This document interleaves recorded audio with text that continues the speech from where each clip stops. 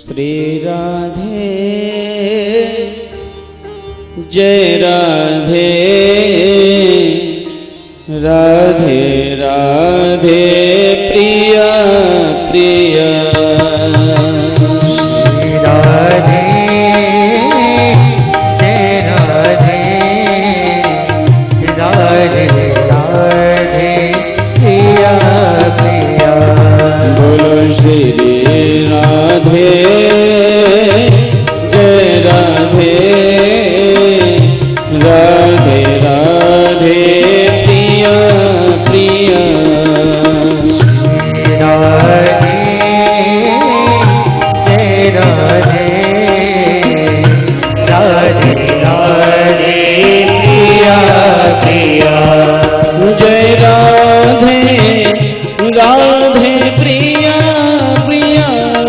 जय राधे राधे प्रिया प्रिया। जय श्यामा श्यामा प्रिया प्रिया। जय श्यामा श्यामा प्रिया प्रिया। बोलो श्री राधे जय राधे राधे राधे प्रिया प्रिया। श्री राधे जय राधे राधे राधे प्रिया प्रिया। जय राधे राधे प्रिया प्रिया। जय राधे राधे प्रिया प्रिया।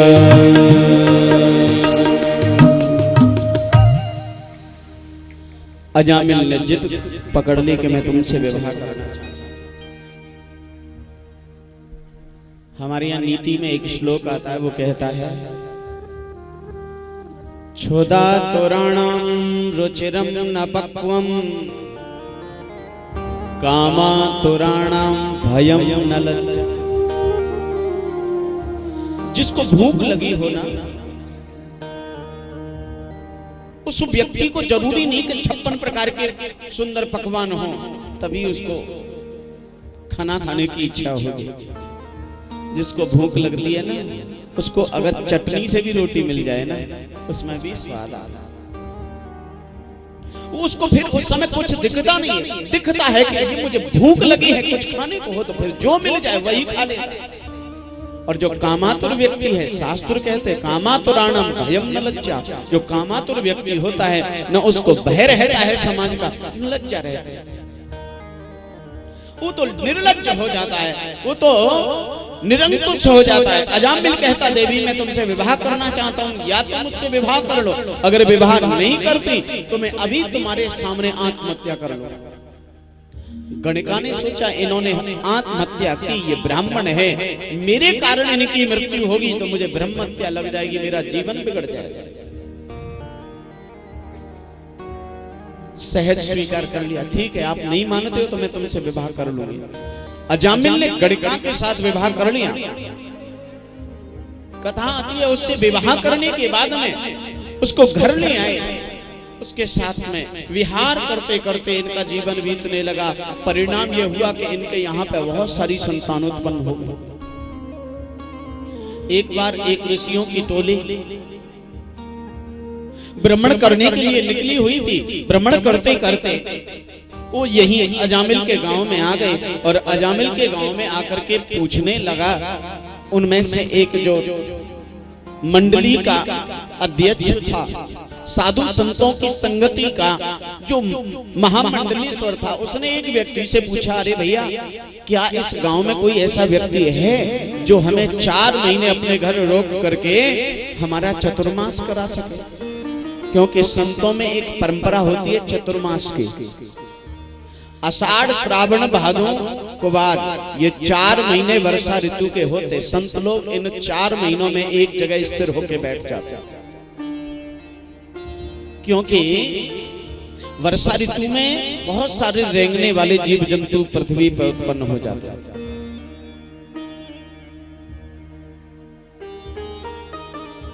वो रेंगने वाले जीव हमारे पैरों से मर न जाएं, पाप न लग जाए, इसलिए संत लोग एक जगह आश्रम कुटिया बना करके रहते कि 4 महीने हम साधना करेंगे, एक जगह रुक जाएंगे, ज्यादा चलेंगे फिरेंगे नहीं, घूमेंगे नहीं, ताकि हमसे जीव हत्या ना हो।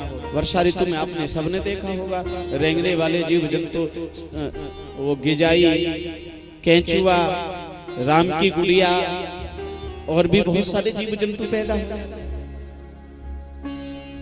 तो पूछा भैया कोई इस गांव में हमारा चतुर्मास करा सकता है? एक शरारती स्वभाव का व्यक्ति वहां खड़ा था, वो बोला महाराज मैं बताऊं। अच्छा, वो संतों से थोड़ा चिढ़ता था, कुछ लोगों को संतों से बड़ी चिढ़ होती है, उनको लगता है ये महात्मा जब चाहे तब चले आते हैं, जब चाहे भाग जाते हैं, और इनका काम क्या है, कमंडल हाथ में लिया, लाठी ली, चल पड़े कहीं भी, और कहीं भी द्वार पे आसन जमा देते हैं। फिर तो महाराज शर्म के साथ कुछ तो खिलाना पड़ता ही है, कुछ देना ही पड़ता है।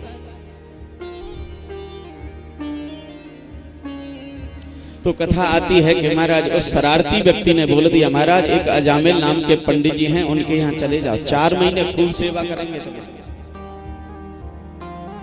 कह दो प्रेम से। अब तुम जानते होंगे कि शरारती आदमी तो ऐसे ही भेज दिया अजामिल के। आ गए, आकर के दरवाजा खटखटाया, देवी ने गणिका ने दरवाजा खोला और कहा महाराज कहिए भिक्षा में क्या चाहिए, अन्न चाहिए, आटा चाहिए, पैसा चाहिए, आभूषण चाहिए, भोजन चाहिए, फल चाहिए, क्या चाहिए? कहा न भोजन चाहिए न कुछ और चाहिए, हमें तो 4 महीने आपके यहाँ रुक करके चतुर्मास करना है, ये कामना लेके आए हैं। क्या ये अजामिल का घर है? बोले हाँ है तो अजामिल का घर। तो हमने सुना है अजामिल बड़े सज्जन है,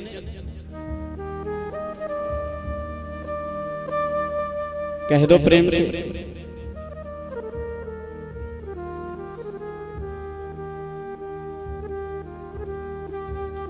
गणिका बोली महाराज ये अजामिल का घर तो है, लेकिन सज्जन है ये किसी ने गलत बता दिया। सज्जन थे, है नहीं?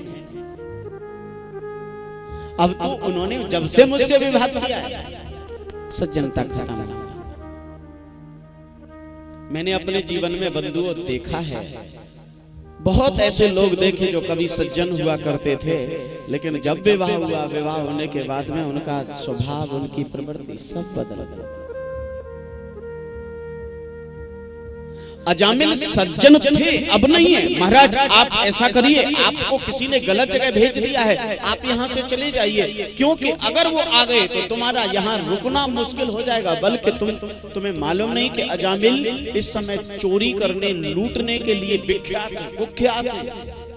चले जाओ महाराज, हाथ जोड़ के निवेदन करते। ध्यान से सुनना, यहाँ से कथा का पूरा स्वरूप प्रारंभ होना है। अजामिल की पत्नी कहती स्वामी चले जाइए आप यहाँ से, महात्मा मेरे स्वामी नहीं है, नहीं तो तुम्हें लूट लेंगे। संत बोले नहीं, अगर वो तुम्हारे पति सज्जन है तो भी रुकेंगे, और अगर दुष्ट हैं तो भी रुकेंगे। बोले कैसे? बोले इसलिए रुकेंगे कि हम संत हैं, सज्जन होंगे तो आराम से श्रद्धा के साथ भोजन कराएंगे, और दुष्ट होंगे तो ज्यादा से ज्यादा लूटेंगे ही तो सही, पीटेंगे ही तो सही। उनका स्वभाव ही तो दुष्ट बना है, वो दुष्ट तो नहीं है। लेकिन हम अगर दुष्ट को 4 महीने रह के सुधार न सके तो फिर हम संत किस काम?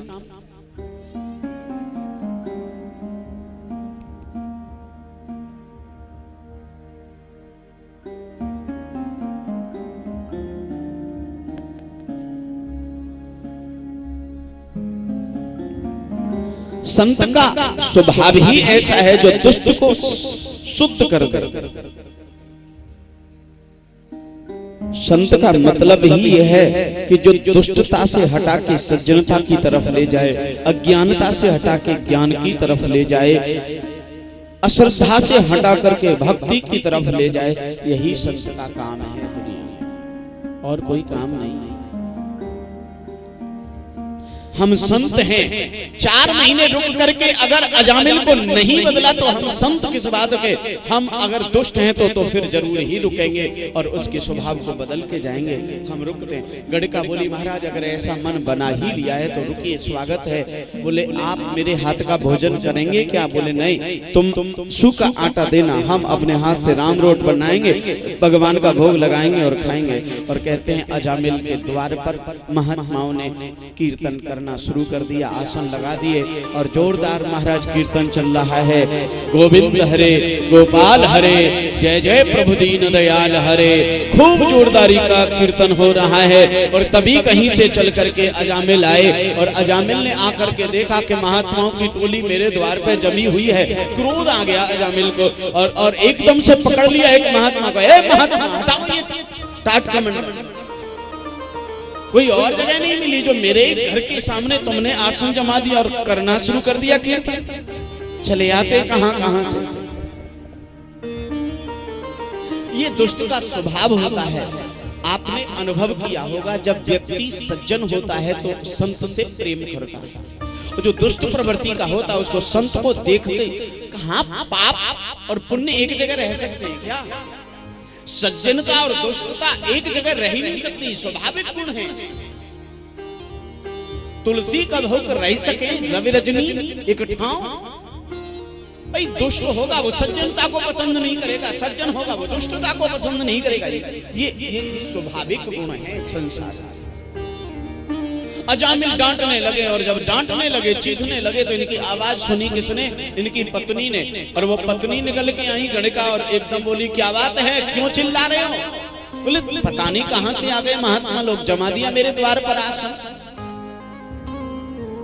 आहा, गणिका बोली सुनिए जी, क्यों डांट रहे हो इनको? इनको हमने रोका है। ये आए थे, ये तो लौट के जा रहे थे, लेकिन हमने रोका।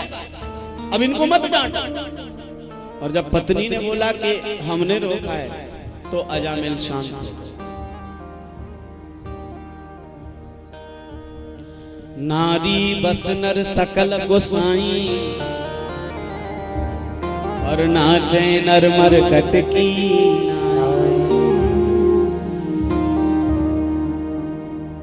स्त्री के सामने महाराज शांत हो गए अजामिल, क्योंकि नारी के बस में आदमी ऐसा हो जाता है आज के विशेषकर युग में कि बंधुओं बंदर की तरह, जैसे मदारी बंदर को नचाता है ना वैसे नाचता।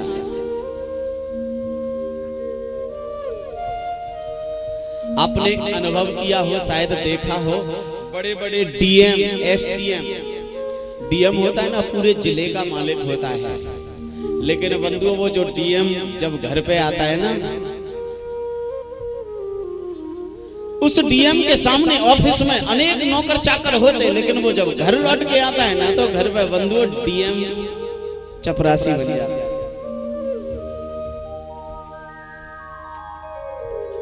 थानाध्यक्ष थाने में जब रहता है ना तो बड़े रौबदारी से रहता है, वर्दी और रिवॉल्वर डाल करके और बड़ा दबदबा दिखाता है, लेकिन जब घर में आता है ना तो आते ही पत्नी के ऑर्डर फॉलो करने पड़ते हैं। कह दो प्रेम से। बड़े बड़े मंत्री, बड़े बड़े संतरी पत्नी के सामने, लेकिन ये दुनिया के लोगों के लिए है, भगवान के लिए नहीं। कथा आती है कि बंधु अजामिल बोले अगर तुमने रोका है तो कोई बात नहीं है। अजामिल के यहाँ 4 महीने वो संत रुके और 4 महीने खूब भजन किया। 4 महीने बाद में महात्मा लोग लौट करके जब जाने लगे तो कथा आती है, चलते चलते अजामिल की पत्नी गणिका से बोले, महात्मा लोग देवी तुमने 4 महीने हमें भोजन कराया, भोजन कराने के बाद ये नियम कहता है, ध्यान देना, किसी संत को, किसी ब्राह्मण को, किसी भक्त को अपने घर पे अगर भोजन कराते हो तो भोजन के बाद में दक्षिणा जरूर देनी चाहिए। हमारे एक सज्जन संत थे, बड़े दिव्य संत थे, श्री भगवत दास त्यागी जी महाराज, वो तो कहते थे किसी महात्मा को भोजन कराओ, किसी ब्राह्मण को भोजन कराओ तो भोजन के बाद में दांत घिसाई जरूर करो। अरे भाई, चक्की पे आटा पिसाने जाते हो कि नहीं? आटा पीसने वाला चक्की से जब आटा पीसता है तो पिसाई लेता है क्या? वो कहते थे, मैं नहीं कह रहा हूँ, महात्मा कहते हैं। ऐसे ही अपने दांतों से महात्मा लोग जब भोजन को पीस पीस के तुम्हारे को पचा रहे हैं तो फिर उनकी दांत घिसाई तो बनती है ना। कह दो प्रेम से। एक बात कहूं, यहाँ कंजूस बहुत है। राधे राधे बोलने में कछु जेब को पैसा ना है खर्च है रो, जयकारे में तो जोर लगा दो करो ताकि हमें भी कथा में जोश आ जाए। आप शांत बैठे तो हमारी भी कथा शांत चलती रहेगी। जय जय श्री राधे। 4 महीने तुमने भोजन कराया है गणिका, इसलिए अब दक्षिणा तो दो। अजामिल भी वहीं खड़े थे। अजामिल मन ही मन कह रहे हैं, वो तो खैर मनाओ, तुम्हें मेरी बहू ने रोका है। अगर इसने नहीं रोका होता ना तो ऐसी दक्षिणा देता कि तुम जिंदगी भर याद रखते। अब खैर इसी में है कि तुम यहां से पधार जाओ। लेकिन गणिका बोली, नहीं महाराज, आप जो दक्षिणा में चाहते हो मैं दूंगी, बताइए क्या चाहिए आपको दक्षिणा में। वो महात्मा लोग बोले, एक ही वस्तु दक्षिणा में चाहिए, वो है अगर तुम्हारे यहाँ पर अब किस संतान के रूप में बेटी हो तो उसका नाम गंगा रख लेना, और बेटा हो तो उसका नाम नारायण रख लेना। यही हमारी दक्षिणा है। बैसिया बोली, महाराज बिल्कुल ऐसा ही करेंगे। कथा आती है, संत तो चले गए, गणिका के एक पुत्र ने जन्म लिया। जब पुत्र ने जन्म लिया तो इसका नाम रखा नारायण। और मजे की बात देखो, नारायण सबसे छोटा बेटा, लेकिन अजामिल को सबसे ज्यादा प्रेम इसी बच्चे से। कोई भी काम हो, बेटा नारायण यहाँ आओ, बेटा नारायण वहां जाओ। नारायण को हर कार्य के लिए स्मरण करना, नारायण को हर कार्य के लिए प्रेरित करना। उनके जीवन के अंग प्रत्यंग, हर क्षण, हर मुहूर्त, हर पहर में नारायण की ही चर्चा आती रहे।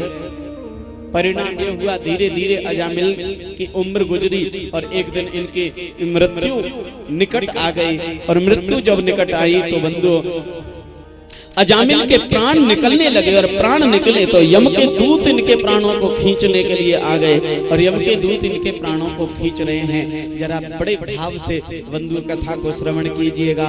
ये यम के दूतों के द्वारा प्राण जब खींचने लगे तो ये चिल्लाने लगा, चीखने लगा, नारायण बचाओ, नारायण बचाओ, रक्षमां नारायणम, रक्षमां नारायणम।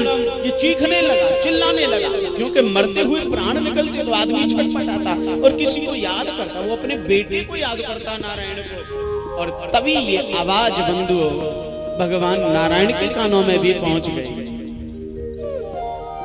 और मरते मरते अगर कोई भगवान को पुकार ले, जीवन भर कभी कोई पुकारे न पुकारे, लेकिन अगर मरते समय किसी ने परमात्मा को याद कर लिया, परमात्मा को दर्शन कर लिया, परमात्मा का स्मरण कर लिया, उनको पुकार लिया, तो जीवन में भले ही कुछ किया हो, लेकिन मरते समय अंत मति सो गति।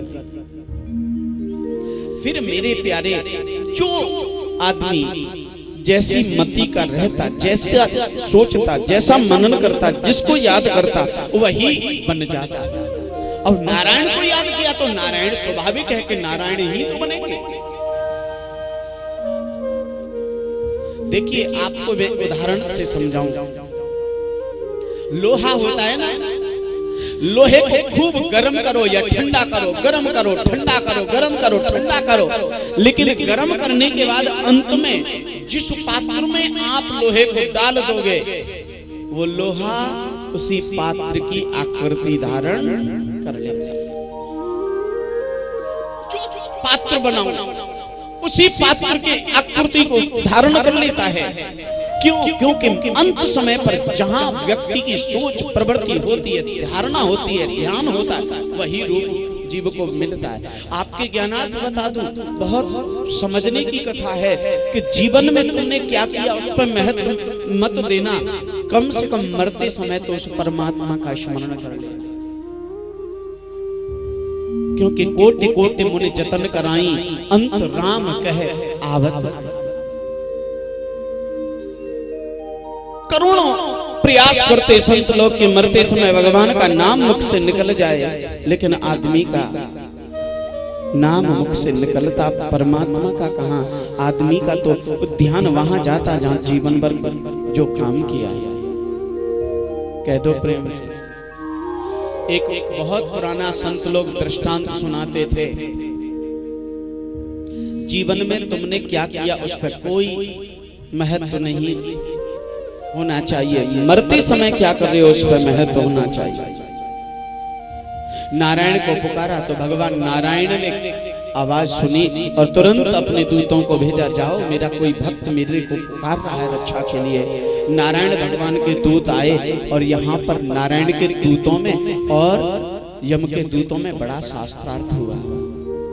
यम के दूत कहते, महाराज हम इसको लेकर के नरक जा रहे हैं, क्योंकि जीवन भर इसने पाप किया, चोरी की, डकैती की, ब्राह्मण होके वैश्या से विवाह किया, झूठ बोला, संतों को कष्ट दिया, इतने सारे कुकर्म हैं इसके कि इसको नरक मिलेगा, घोर नरक। नारायण के दूत बोले छोड़ दो इसको, ये नरक नहीं जाएगा, ये तो भगवान के धाम जाएगा। बोले क्या कहते हो महाराज, ये और भगवान के धाम? महापापी है, पूरे जीवन पाप किया इसने। नारायण के दूत बोले ठीक है इसने पूरे जीवन पाप किया, लेकिन अंत समय तो भगवान को याद कर लिया है?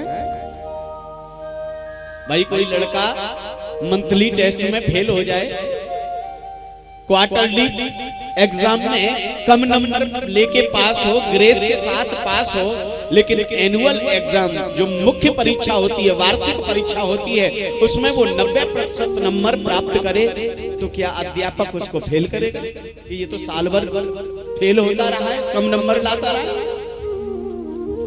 अरे साल में कितने नंबर लाया ये महत्वपूर्ण नहीं है, महत्वपूर्ण है कि वो एनुअल एग्जाम में कितने नंबर लाया है। वो 90% अंक लेके बहुत अच्छी पोजीशन प्राप्त किया है, तो उसको मास्टर फेल नहीं कर सकता, पास ही करना पड़ेगा। ऐसे जीवन भर तुमने क्या किया उस पर ध्यान मत देना, जो हो चुका सो हो गया। अब आगे के जीवन को भगवान के भजन में लगा दे। कथा आती है आगे के जीवन में, बस अब क्या करना है, भगवान का नाम मुख से लिया है इसलिए कल्याण होना ही है। खूब शास्त्रार्थ हुआ, अंत में यम के दूतों को भागना पड़ा। नारायण भगवान के दूतों ने इसको लिया, इसकी जीवात्मा को लेकर के भगवान के धाम को गए।